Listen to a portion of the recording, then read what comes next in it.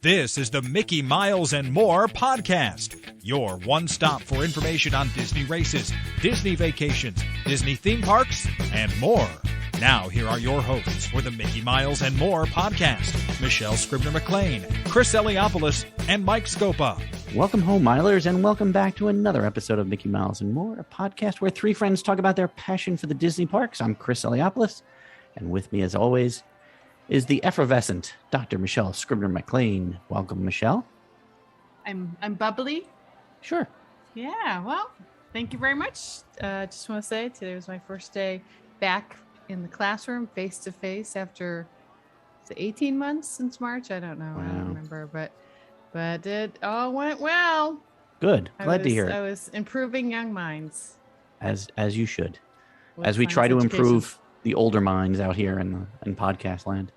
Is that a transition to our next guest? I was going to Our say, next co-host? speaking of the older, also with us is Sorry. the equally effervescent and young as a spring day, Mike Scopa. I wanted to be introduced as the non-effervescent Mike Scopa, but That's not true. Flat. That would be flat. flat. I'm not flat. I hope everybody survived Hurricane Ida. And Yeah. Yeah, Chris, you God. sent along some amazing photos of. Yeah, I we guess you were got out running or something. Or yeah, that we was- got was it- we got a bit of water in our area. Luckily, Isn't your state under like a state of emergency? it got pretty bad. Like I said, I was telling Mike, I sent pictures over there and stuff. There were we had a lot of flooding in my area. My sons, who are down South Jersey, the town over from them got hit really bad with some tornadoes. There's pictures of houses you can probably see online, just literally ripped in half. Like it looks like a set piece from a movie. Like it's just the facade. It's like the front of the house is there and there's nothing behind it. But so I hope all those people are safe and wishing them a quick and speedy recovery from all of this. But on other notes, what we're going to do today on this episode, Michelle, Mike, and I are going to break this down into about 4 parts. So we're going to do 4 parts. Virtual queues, we're going to talk about the Skyliner, the Calvacades, and our favorite subject, the annual passes. So getting things started, Michelle, we're going to talk about the virtual queues, and one of those that started it all is the Rise of the Resistance.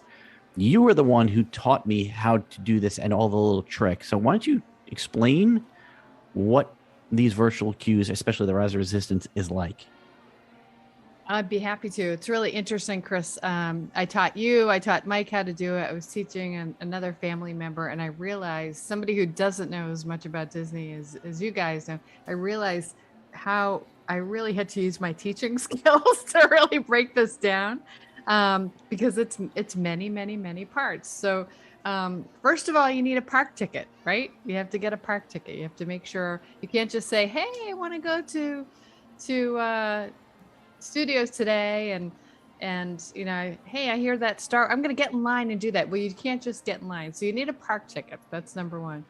Number 2, you need a reservation at that park. So you need a reservation at Hollywood Studios, and you're going to do that through My Disney Experience. Now, for me, some of the times when I had the reservation, it popped up. I got a little message from My Disney Experience saying, you can sign up for the virtual queue tomorrow, and it would go on my watch too. But sometimes it didn't. So here's the thing you have to do. The 2 key times that you have to remember if you want to go on Rise of the Resistance is on the day of 7 a.m. and 1 p.m. Okay, so I would set my alarm. I was on vacation. I usually wasn't getting up that early. I would set my alarm, open My Disney Experience, and go on to there's a little tile on there that says virtual queues. And by the way, I would look on this and find all this ahead of time. I wouldn't wait till 7 a.m. Your party, whoever is going to go on the ride, has to all be connected on My Disney Experience. So if the 3 of us wanted to go, we all needed to be connected on My Disney Experience ahead of this whole thing. So then what I did, one of my tricks, I had 2 tricks that I used that got me in, because we tried, it wasn't until the 5th time that I actually figured it out. So on my Apple Watch, what I did is I changed the face to so I could see the second hand. Actually, I haven't changed it, so I'm looking at it now. The second hand is going. So I could see exactly when it hit 7 a.m. It sounds like we're signing up for a Disney race when I talk about this. So I would get on the screen, and just as soon as it hit 7 a.m., do you know how when you're on your phone and you can pull down the screen to refresh it? Well, that's what I did. I pulled it down on the virtual queue screen, and right when it hit 7 a.m., I let it go, and I got in every time I did that. So it is tricky to do. If you wait till 7:00:05, you've lost it for that period. They're gone. So Chris, you tried that and that worked for you, right? Well, what's funny is the first time I didn't wake up in time for the 7 o'clock.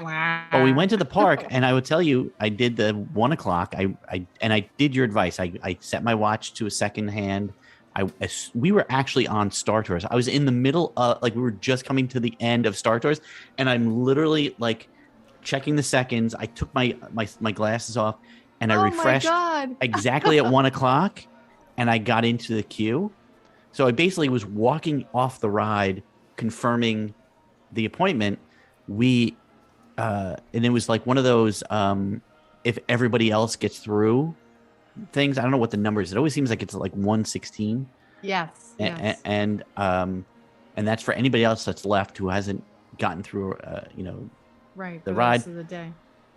So ours clicked off, and it probably will go into our Skyliner talk a little bit, but we were in Epcot at the moment that we got the alert that we were allowed to get on. And so we jumped on the Skyliner and got over to Hollywood Studios right about 8:40.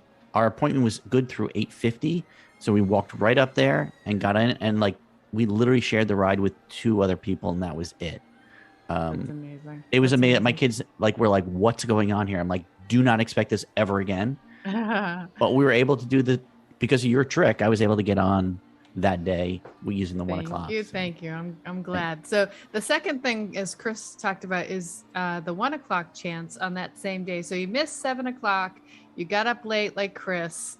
You were a slacker like Chris was on vacation, and you didn't get in. Or you just missed it. You got there at 7:00:06 and you didn't get it. Well, it's not over for you for that day. So then you have to do the next chance is you have to be in the park. So you have to be there, and the same thing is happening. And I think I don't know if we mentioned this on the podcast before or when we were just talking to each other beforehand, but you hear people going, it's really uncanny. Not if you're on Star Tours, that you wouldn't hear it, but so it's the same thing. And then unless you want to stay for another 8 hours, it'll tell you. So as soon as you get into the virtual queue, if you're lucky to do it, it'll tell you an approximate number of minutes that you have.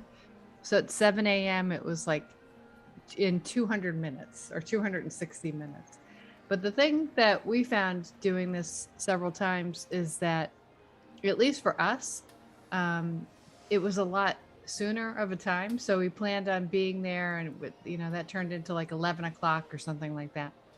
But if you keep on checking the queue, it'll notify you when it's ready. Your My Disney Experience, if you have your notifications on, it'll pop up on your watch. But it was always a lot sooner. So yeah, I'm talking an hour, 45 minutes sooner. And then there's a window of time. So they'll say we're boarding groups 1 through 8, 1 through 12, and then at a certain amount of time, it'll be 2 through 8, 2 through 12. The boarding group of 1 won't work anymore. And then when you get in, again, you can't. We heard so many people just standing around the front there saying, "Can I just line up and go in?" Well, no, you can't. So what you do is with the Apple Watch, with my pass, I was able to just show my Apple Watch, and they scan you in, and then you're on your way from there.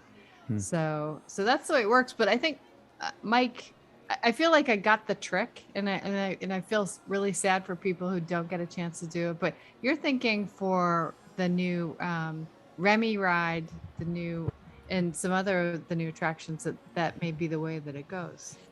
Yeah, I think that with a lot of things that are coming online, and we'll get to Genie sometime in one of these podcasts. I think that they are trying to do whatever they can to control the lines and stuff. And I think that we can expect future attractions like Ratatouille, Guardians of the Galaxy, and especially the Tron ride. And they're actually testing the Tron ride this week as 3 additional attractions, which I think are going to, down the line, or when they get open, I think they're going to be part of the virtual queue process as well. And there may be some existing attractions that may be possible candidates for this. I'm thinking about the 3 mountains in the Magic Kingdom, Space, Splash, and Big Thunder. In Epcot, of course, we're going to have Guardians of the Galaxy and Ratatouille. In the studios, I think that Slinky Dog may be a candidate, as well as Rise of the Resistance. Animal Kingdom, who knows? Maybe Everest. But I think that the success, The Avatar would be the one. yeah, Avatar possibly, Chris. Yeah, the quote success of the virtual queues may cause Disney's theme park management team to think we need to use these virtual queues in conjunction with the Genie Plus down the road to control the lines. I think the thing that makes me sad about this is that I feel like I'm very tech savvy. I work with a lot of really smart people who are not tech savvy at all. I mean, when I go into a meeting, I get stopped by like 4 or 5 people. How do I do this on my iPhone? How do I do this on my iPad? These are super smart people, and not everybody has technology, and not everybody knows how to use the technology. And say a family of a young family is really excited about taking their kids to go see this attraction. I don't know. It just makes me sad that it's relying so much on the technology. I think it's sort of discriminatory, so it makes me kind of sad. I also think that this is just another way that they are peeling away the spontaneity of a Walt Disney World trip. You have to make a park reservation. Well, now you have to make an attraction reservation. I guess you could have made an argument that that's the way it worked with FastPass, but it didn't seem that way. Now it seems like it's more of a really hard and fast scheduled vacation. And I always thought that vacation should be free and away from schedules. We live with schedules every day in our lives. It's meetings stressful. and stuff like that. Was it stressful for you, Chris? Yeah. I mean, you're on an attraction doing it.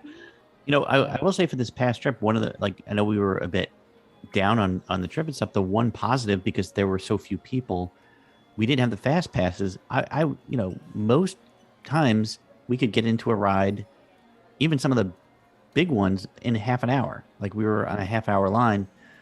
Sometimes they would go to like an hour, and we would just avoid them. But yeah, and that was the best part of it. Is like it was like, oh, look at that, Space Mountain's only 30 minutes. Let's go. Like, I loved that part of it. Like, that was amazing to just go, oh man, you get off Space Mountain, you look over, and Buzz is like only 15 minutes. You're like, duh, let's go. And that is what, right, Mike, we're gonna miss that. We're not gonna have that just, oh my God, this is exciting. Let's, take a left-hand turn.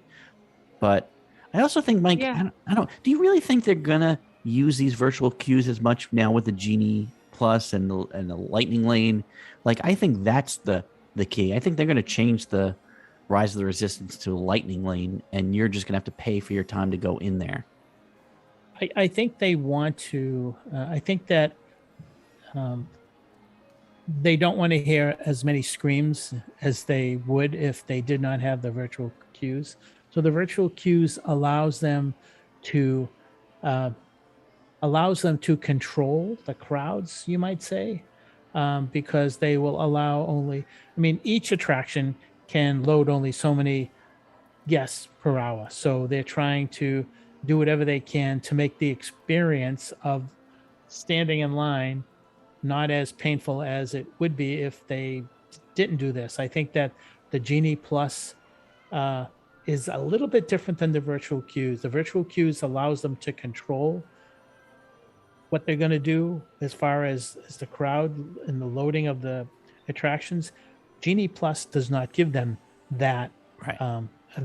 Ability, because what if the three of us said, hey, we're going to pay $15 to go on Rise of the Resistance, and all of a sudden they don't have control of how many people are going to be in the queue. So I think it's going to be very interesting to see how they work these things, because when you think about it, a virtual queue and Genie Plus is just like how they've tried to work in standby and fast pass.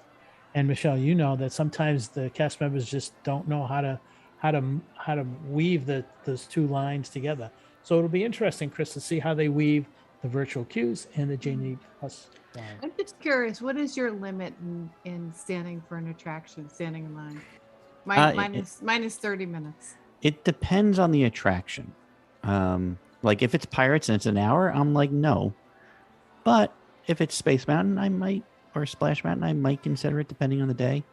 But I mean, look, forget about. And unfortunately for me, that meant that I didn't go on a lot of things. I've still never been on the Slinky ride. Oh, really? I didn't go on my favorite ride, Splash Mountain. This whole trip, I didn't go on Space Mountain. Wow. Didn't go on it because the line was so long. I mean, it was like, it's so funny because our like first 2 hours, yeah.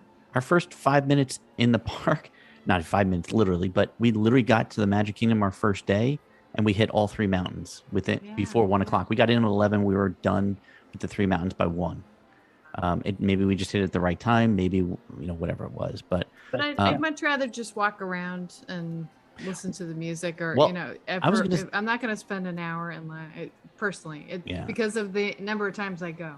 I will say that I think that's also a benefit to the virtual queue for Disney, is instead of standing online and not buying anything, you have guests who are now going off and buying a drink or something to eat, or they're going to a store and they're spending that time providing more money for the Disney machine. So I think that they'd be smart to keep doing virtual queues for their own sake. But switching over now. So one of the days I was on my trip, we went in the morning. We didn't check the times for some reason. My wife and I were trying to be spontaneous, and we decided we were going to go and walk around Epcot.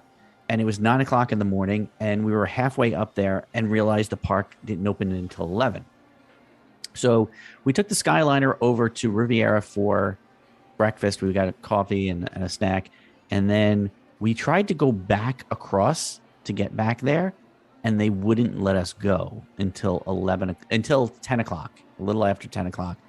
Apparently, there's because they don't want people just lining up outside of the International Gateway, they keep everybody held up at Coronado Springs and Riviera and wherever else you're starting. And so we had to wait, and then there was a whole big backlog of people filling up every, bucket of the Skyliner while we waited at Riviera. So it took a while for us to get back. And I understand that you guys had another issue with the Skyliner and backups, right, Mike? Yeah, I think, Chris, that when these engineers and these theme park designers, when they think about certain ways of improving transportation that is sort of a, quote, win-win situation for both the guests and the resort, they try to think of all the things that would happen. And I don't think you really know until you actually put things online. And like you just mentioned, you had that issue. Well, Michelle and I ran into an interesting issue, and I thought it would be something very, very important to tell everybody who has not been down there since the Skyliners have gone into operation. So let's think about the Skyliners and which resorts and stops the Skyliner stops in. It stops at the International Gateway. It stops at Caribbean Beach, actually between Caribbean Beach and Riviera, I believe. Is that it? And then it goes to the studios. Is that it? Or is there another stop? I'm trying to remember if there's another stop. I know I was getting confused by all of the different lines. Like, so when I went from Epcot, it took me to Riviera and then over to what's it called? Caribbean Beach. Yeah, and then you have to switch. Yeah, there's switches. Then you could do a switch to Hollywood Studios, but I think there's also a switch to go to Art of Animation, right? Yep. Yep. Oh, you're right. And if you go to Art of Animation, you can then go to Pop. Yeah, Pop too. Right. Because you can cross over the Generation Gap Bridge or whatever that's called. Right. So I mentioned that because let's now move to let's paint a picture. It's October 1st, and everybody and their brother they're all in Epcot, and they're all there to watch the debut of Harmonious. Okay. So one night, Michelle and I were watching Epcot Forever. I think it was the only night we watched Epcot Forever. And we watched it from right in front of, or actually it was right between Morocco and France. A little spot there, just watched it. And, it was I think it's 10 or 11, maybe 12 minutes long. And then we started walking towards International Gateway because we're at the Beach Club. So we're walking towards the exit, and it was kind of crowded. And we're getting to France, and it started to get even more crowded. And those of you who have been at a Disney race know what it's like to walk to the corrals. And it was just like that. We're getting over the bridge that connects. Or like after fireworks at Magic Kingdom or something, if we decide to leave. Yeah, walking down Main Street, exactly. So we're getting over the bridge that connects France to United Kingdom, and it's really crowded. And we're talking to each other, what's going on? Must be a lot of people just, going this way. We get down towards that store.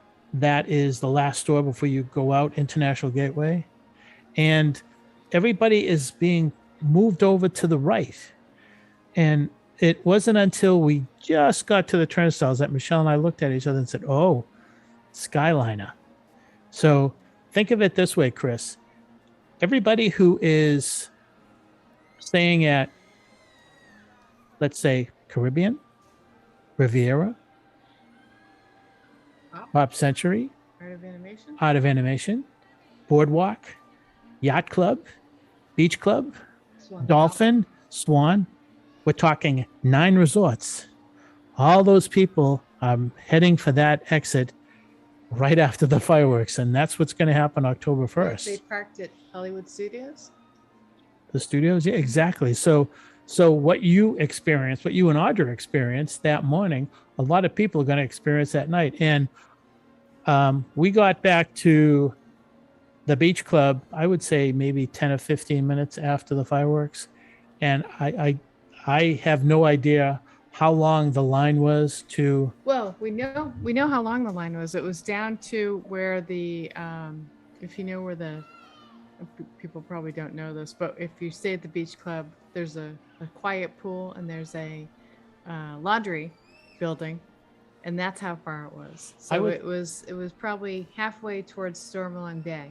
Yeah, I would say it was within 100 yards of Stormalong Bay. Yeah. In fact, we couldn't get through. There's like a little path to the Beach Club villas. Yeah. We had to ask people to move so we could get through. It was way past that. And it might have been longer because I think we marked it. It was like 1/8 of a mile to where it wasn't a quarter mile. It was like 1/8 of a mile to where the Skyliners were, and it was moving quickly, but there was a cast member way back there, so you had to like drag. I think I even said, look at these poor families dragging the really tired kids out of International Gateway way down towards Beach Club, only to walk back to the Skyliner to get on. And you know that the cast members are bunching people in those little bubbles when the end of the day is, because they're not going to say, oh, okay, the 2 of you just want to ride by yourself. No. We're going to fit 8 of you in there. We're going to fit 10 of you in there. So I know we're talking about the Skyliner, but I think it's one of the reasons that I got a little, I wouldn't say freaked out, but very uneasy, because it was really like the type of thing where, when you're so bunched together and you're afraid you're going to lose your family and you're like holding onto their shirt or something, or holding onto their hand. That's the type of situation it was. That's how it's the Haunted Mansion walk, right? If you get out of the stretching room. Like you're like in a little funnel, right? And you're trying to like, let's go. So that's what it was like. It was unnerving, but I think it was moving quickly. It's just like, wow, I really realized the impact of the Skyliner now. And God forbid it break down. Like when we were going to Rise of Resistance that night, we got stuck for about 10 minutes high in the air. And if you are scared of heights, as my wife is, it was not the most joyous of times. So can you imagine if that thing breaks down after the fireworks? Or if there's lightning in the area. Or True. somebody who's doesn't Yeah. like closed spaces. Yeah. Yeah, can you imagine, right? The lightning in the area, you don't get on the Skyliner, you don't get on the boats. Everybody's going to march all the way back. And how do you get back in to the parks to get all the way back to the buses? Like, it's, I don't know if they're thinking all of this through, but, you know, it is what it is. But speaking of times and stuff like that, I know we all miss the parade. Well, you guys miss the parades. I've never really enjoyed the parades, but I'm a curmudgeonly. Nope, Michelle's with me. Curmudgeon like me. And what I didn't like most was like so many people would be waiting for those parades and you'd wait for 30, 40, 50, like an hour for a 15-minute parade. And they block up the streets and you'd have to walk around them and they tape up the road. But these days they've been doing these cavalcades, Mike. Tell me why you enjoy the cavalcades. I think the cavalcades are nice because it's, I go way back. I mean, I go way back to Walt Disney World when it first opened. To Marceline, Missouri. And I remember how great it was to see spontaneous entertainment. You walk around, all of a sudden there's the All-American College Band, or you walk around Epcot and there's the Jammers, or you walk, you know, there was always entertainment, some singers, some musicians. So I think of the cavalcades as spontaneous entertainment, which is nice because number one, you're not waiting an hour.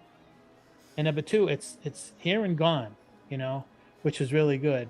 However, having said that, I will say that when we get to the discussion for the Boo Bash party and the very merriest Christmas party, I'm going to tell everyone to beware of the cavalcades. We'll get into that. That's a little bit of a teaser. We'll get into that later. Yeah, so I'm not especially Magic Kingdom. To me, it's like sitting in a gigantic frying pan for an hour to wait for a 15-minute event. And, you know, as a mom of, you know, formerly of two young boys, trying to entertain them with play with ice or, you know, like, here, play with your Buzz Lightyear. It just was not fun for me. I will say my favorite parade of all time is the Mickey's Not So Scary parade, just because of the Haunted Mansion. I guess they're butlers. I just love that. But these cavalcades just popped up, and it was really kind of fun. It was really kind of fun. The only critique I have that's negative is I probably saw the same one at least 3 or 4 times at the studios with the Incredibles, and I love the Incredibles, but it was like, oh, here they are again, the Incredibles. So, but I love the idea that they just pop up all the time, and you don't have to stand out in the sun, and it's over in 5 minutes, and it was a good time was had by all. What do you think, Chris? I'm just hoping they maybe, as they're already doing with other things, they maybe learn a little lesson and they take a mix of both. So you see like a parade, and then you have some cavalcades coming through so that everybody is satisfied. Like, again, you were saying with little kids, sometimes sitting for an hour waiting is just too much. To have the cavalcade come by and just like, okay, there's the parade. And you know, parents will lie to our kids. That was the big parade. And they go, yay, it was the best thing ever. And just, thank God, let's go off to somewhere else. So, so speaking of lines, and I don't know how I'm going to segue into this one, so I'll just pretend. Recently, they just announced changes to the annual pass system and new pricing and new benefits, non-benefits, if you want.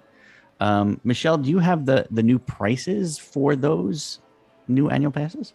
I sure do, Chris. And let me just say that I don't mind paying any amount of this money because the names are so spiffy that it just makes me feel special. Just to have a pass that has a spiffy name. So pricing begins at $3.99 for the Disney Pixie Dust Pass. Who wouldn't want that? $6.99 for the Pirates Pass, $8.99 for the Sorcerer Pass, and it goes up to $12.99 for the Disney Incredipass, which of course it must be incredible because it's the Incredipass. And that is the only pass, the last one, which is $12.99, that has no blackout date. And it's the only one available to anyone, including non-Florida residents and non-DVC members. So there are also mid-tier options for the Disney Pirate Pass and the Disney Sorcerer Pass. But you have to look to see what the blackout dates are, because there may be some dates that you want to go. So all of those include theme park parking, which of course is a lot. But this is a big thing on Twitter. I was following people who are really upset about the photo pass. I honestly, personally, never use it myself. So, but people were really, really annoyed about that. And then water and park sports and Disney photo pass downloads are going to be available for $99 extra, I guess. So that was a big topic of conversation on social media this week. With if you're on the Disney Park Holders Facebook page, or you're following anybody on Twitter who talks about this, there's a lot of discussion. What do you guys think? Well, before I let Mike open up a whole can of whatever, I will Whoop pass. Whoop pass. Very good. Well done. Golf clap for the lady. I will say this. I think moving forward, I'm going to be the negative Nelly on this show. So just, you can start calling me Nelly, because I received this information and I went to my wife, and we've been annual pass holders for probably like maybe 10 years now, since the kids were little, and she was like, "We're done. We're out. Like, this is it. We're sort of done with the annual passes." Two things happened. We decided that we were not going to be doing long trips anymore to Disney. We would sort of do these short bursts, and then we would just take some, just get a package and go from there. But she was just like, well, with this kind of money, like basically spending for the four of us virtually $5,000 for annual passes that probably we're not going to use as much, especially since our kids are older. And then losing, we never use the parking, but you lose the photo pass, you lose like the water parks. Like, they used to have an option, I guess. I guess it's all 6 or 1/2 dozen of the other, but we just sort of, this was our opportunity to take the exit and walk off. So what's your feeling? If you looked at, before Mike goes, if you looked at the Disney Parks blog, in the comments, I don't know if they delete the comments, but the first comment, and the only one for hours, was by a guy named Richard, who wrote, "Goodbye." That's all he wrote. Goodbye. Yeah. A lot of this stuff, and we'll talk about the Genie Plus system in a later episode, but it really smacks of, let's lose more benefits and charge more money as we go. I know you guys have a DVC.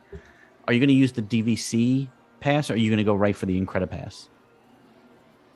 Well, complain, but I'm sure I'm going to get the Incredipass, because it'll pay off if we go as much as we go.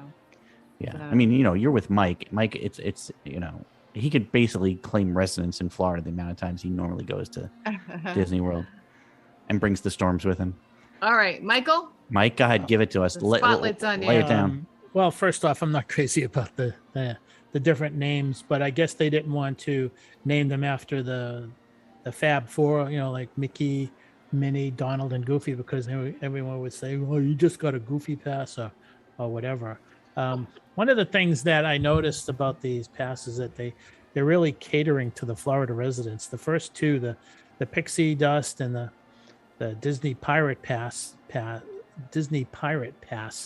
are available to only Florida residents, and that's interesting. There's also it's also, sorry, the way that they did it, it's $19 a month for 12 months after a $205 down payment. It's like you're leasing a car.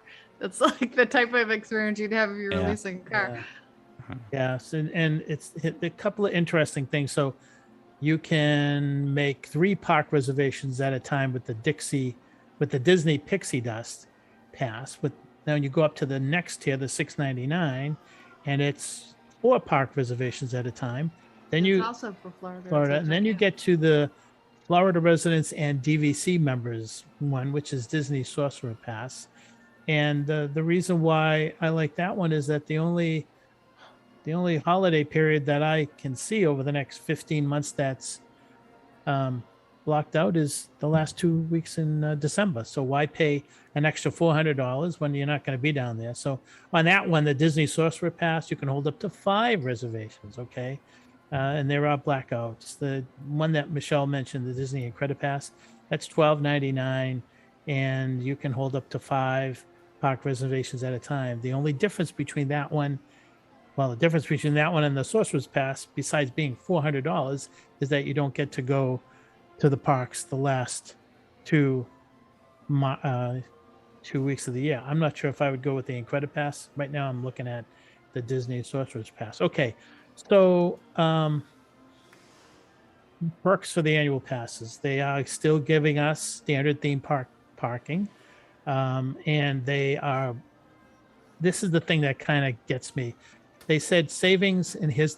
And you have to read the words very carefully. Savings of up to 20% on dining, merchandise, and more. That doesn't mean 20% across the board, like the tables in Wonderland. So you may get 20%, you may not get 20%, you may get 0%. So I'm not sure if the savings with the annual passes are as consistently given as one would think. It also says that there's going to be access to bonus reservations. I don't know what that is. And customize your pass with different options, including Disney Photo Pass downloads of the water park and sports option, blah, blah, blah, blah, blah. So I'm not sure exactly how I feel about these things. I do think that a lot of us feel like one of those boxers that gets knocked down and we get up and we get knocked down again. We get up, we get knocked down with all these announcements of, extra money for this, extra money for that. Oh, here's the Boo Bash. Boom. Get up. Oh, here's the Very Merriest. Boom. Oh, here's the annual pass. Boom.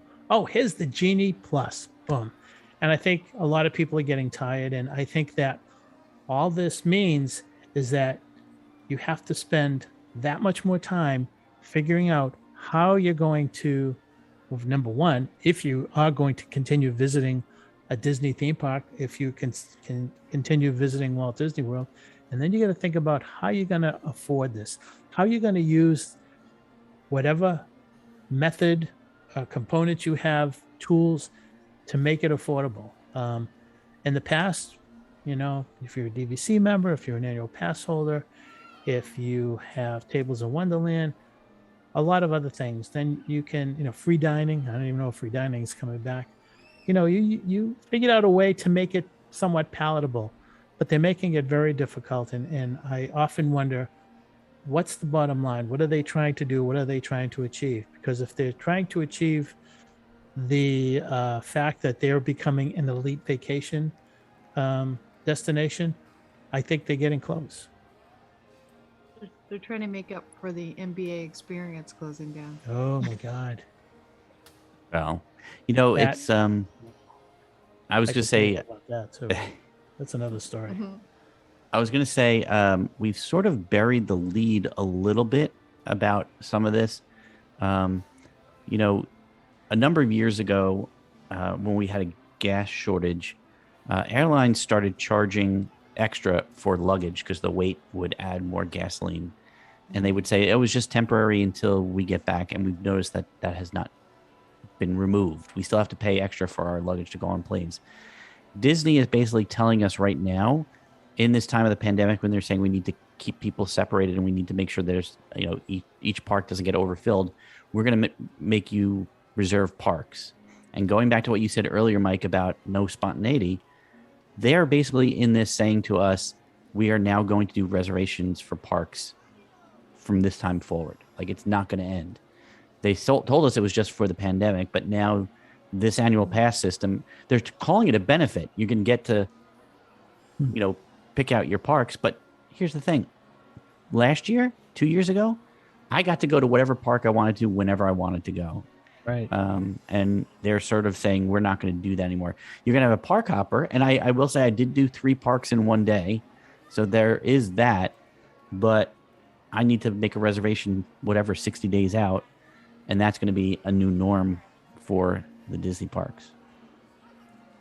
I will say, Chris, that in another life, when I was on another podcast, we Far away. yeah, far away, we talked about this extensively, and we actually came up with the math that would justify purchasing an annual pass.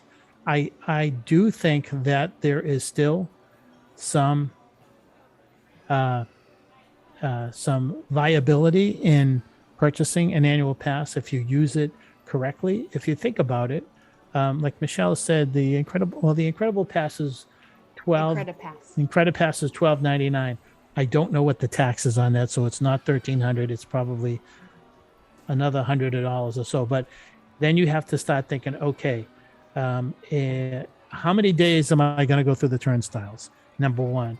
How many days am I going to stay at a resort that possibly I can get an annual pass discount? If you can figure that out, if you can come up with some way of justifying the cost, then maybe it's for you. When you think about it, it's $125 per day per park. And we know that that's probably going to go up. They haven't announced that yet, but I have a feeling that that's going to happen sometime in the next 3 to 6 months. I think that 125 is going to go up to maybe 130, 135. So, Yeah, but Mike, you got to think about that.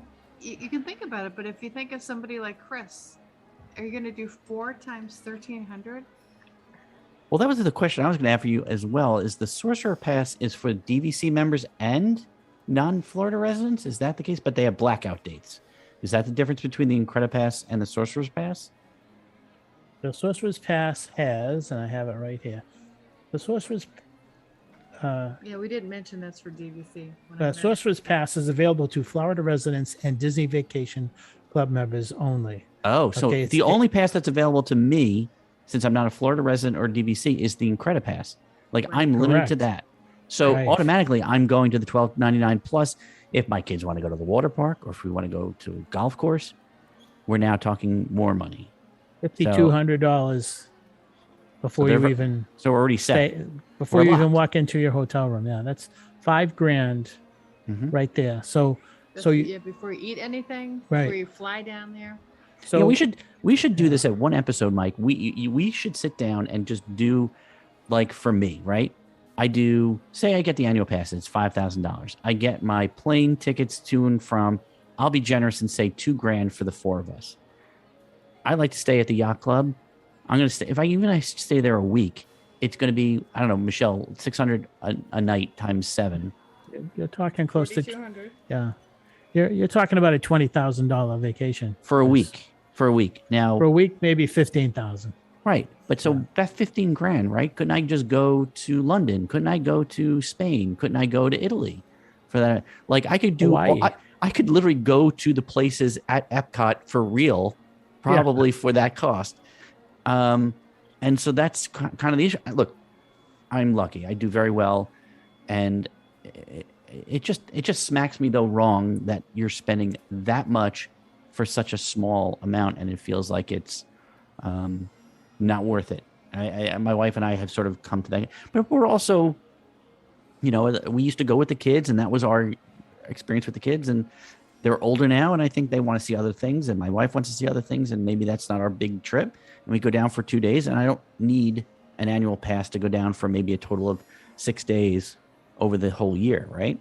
Well, the thing is, Chris, that if you continue to By the way, I think it's 6.5% tax, so that would be about $85 a person for that. I'd add 100. That $1,300 pass. If you are continuing to do run Disney events plus your annual 1 or 2 week trip, then it's a different story altogether. If you're doing, wine and dine, food and wine, or whatever they call it. If you're doing the Princess half, if you're doing the Walt Disney World Marathon Weekend, Star Wars. that's 3 plus the other. Yeah. So, I mean, let's say you go 3 or 4 times a year and you go a week, then it probably pays for itself. But one of the things we didn't talk about, you kind of alluded to it, is that, maybe 20% discount on merchandise and maybe 20%. We figured out, Mike, what we now. First of all, when you go there and you're at Disney Springs, where we spend a lot of time, or any Disney restaurant, it was varied about what we pulled out all the three cards. We have the annual pass, we have the Disney Vacation Club, we have the Tables in Wonderland, which of course is going away. And different places, we didn't know what we were gonna get. Like we didn't know. So we tried all of them, and some places offered nothing, and most places offered something. But so you get this 20% off with one of these passes. And Mike, you figured Up out to 20%. Up to 20%. Mike, you figured out how much we saved. Well, you saved. Well, you saved just with your Tables in Wonderland. We purchased the Tables of Wonderland card in March of 2020. And so that March 2020 trip plus the trip we took this summer, the savings was just for you. Just for me. The savings was 4 times what the cost of the card was. So if the card cost $100, then I saved $500. If it cost $150, I saved $600. So But you were there for half a year. Well, the point that we're making, Chris, is that we made use of those discounts, and by the same token, anybody who's listening who is considering an annual pass should talk to their vacation planner and say, "Look, I'm always going to be on the lookout for an annual pass discount, and for the most part, it's 20, 30, or 40% off the rack rates for these rooms." And it adds up. For instance, Chris, in your case, let's say you were going, and the time of the year that you go is usually right around the time when you could possibly see an annual pass discount. If they took 20% off your room, think of what that would be over the course of 10 days. You're saving a lot of money. And let's say you save 2 days free. Yeah, that's 2 days free. Exactly. Well, so you want to hear something funny? I'll tell you right before you go. So Mm-hmm. on this trip, we had booked a regular room at the beach, at the yacht, and we got an annual pass special for a water view room. And if we took the water view room, it would have been, I think it was a total of $25 less than if we just did the regular room for the whole trip. Like that's how, like it was just some weird little number. And it was like, oh, wow. Okay. And that was, I mean, look, I was grateful, that I got something off, but You got the cherry picker view. not for long.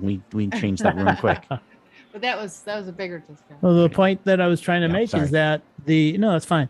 Is that if you can figure out a way to make this annual pass work for you, then it may be, the thing for you. The other thing is that If you're a Florida resident going to Disney Springs for dinner a lot, absolutely, it would work for you. now let's use one other kind of possible scenario. Let's say only you bought the pass and Audra and the boys just got the regular park hopper pass. Okay. So, and let's say you were staying for, I don't know, 7 days. I don't have the numbers in front of me, but let's say each one of their passes was about $700. Okay. Instead of the $12.99, but you having the annual pass can make that resort reservation and save on the room. So that's another And thing. everywhere you eat, you still get the discount. Yeah, And you so get a that's another discount, thing. right, yeah. Not everybody in the family needs an annual pass. But if the head of the family, whoever that is running the show, that person can get the discount on the room. And at the same time, the remaining members don't have to You get the free parking. You get the Having Right. said that, the biggest thorn in my side with this, Disney, if you're listening, is that several years ago, it really ticked me off when they got rid of, they used to have adult, they used to have juvenile, and they used to have children tiers. Now it's everybody. So my 8-year-old granddaughter has to pay $12.99 for the same pass that Michelle or I would buy. That's ridiculous. They should have children's prices, and I don't know why they don't. And I'm calling Disney out on that and saying, you're a money grabber because, it's basically the children that you're trying to hook. It's the 7-year-olds that you're trying to hook. And I don't think this is the way to do it. Okay. Well, off my high horse. Okay. Well, on that, let's end on that positive note and say we're out of time for this one. But I'm gonna buy an annual pass. But you guys are gonna get your annual passes, right? Yeah. I think I think as I lose my microphone. Shocked him. I shocked me. I'm like Falling over. my whole microphone fell. As of this point, my wife is like, we're done. I mean, like we're down through August. We have our annual pass through August of next year, so we still have a chance to keep it up and see what happens. But now, her thought is no. But I did want to say, coming up on our next Mickey Miles and More podcast, we're going to talk a bit more about the Genie Plus system. We're going to talk about the Boo Bash Halloween and what the reviews are saying, the Very Merry Christmas Party, and I definitely want to get Mike's take on if you'd pay for it or not. And we're also going to talk about the upcoming Run Disney events. It's going to be interesting, especially considering how the numbers in Florida are looking, and November is coming up very quickly for the Wine and Dine, and then we have to go right into the January races, and Michelle and I are already training. So, but that's going to wrap it up for this episode of Mickey Miles and More. If you want to continue this conversation, join us on our Facebook page at Mickey Miles Podcast, or on Twitter at Mickey Miles Pod. For Dr. Michelle Scrivener McLean, the effervescent Mike Scopa, I'm Chris Eliopoulos. We'll see you on the road, in the parks, and welcome home, everybody. We hope you enjoyed listening to today's episode of the Mickey Miles and More podcast. For all of us here at the Mickey Miles and More podcast, this is Rick Gregg saying thanks for listening and all your support. And until next time, we'll see you on the road.